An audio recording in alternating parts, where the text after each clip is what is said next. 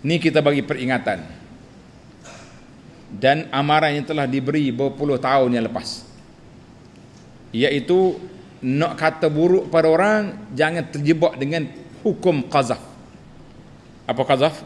Qazaf ni dia kata orang ni berzina dengan orang ni, orang ni liwat, main homoseks, orang ni liwat ataupun zina, itu dia panggil tuduhan qazaf.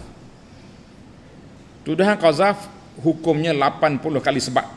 80 kali sebab. Dan si penuduh tu kalau tak ada bukti, fasik, faulaika humul fasiqun.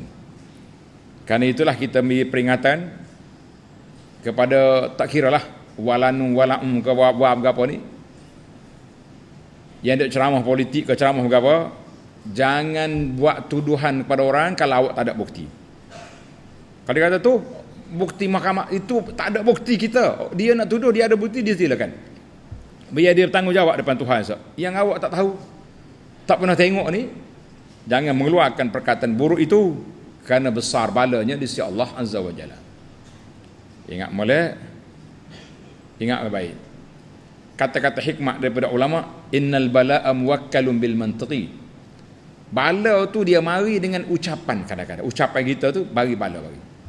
Kita duk kata orang tu, kata orang ni, tuduh orang tu, duk qazah orang ni, na'udzubillah. Kita minta berlindung dengan Allah Subhanahu Wa Taala. Nanti terkena kepada keluarga kita, nak jawab apa? Jangan duduk berani-berani tuduh-tuduh orang kalau tak ada bukti. Kalau nak main politik, ceramah politik je lah. Ceramah penipuan dalam politik, ceramah janji tak tunai, guna, tapi nak guna qazah peribadilah, itu tanggungjawab besar di hadapan Allah Azza wa Jalla, yang jangan bermudah-mudah. Wa ma 'alaika illal balagh, kita hanya menyampaikan nasihat. Nah.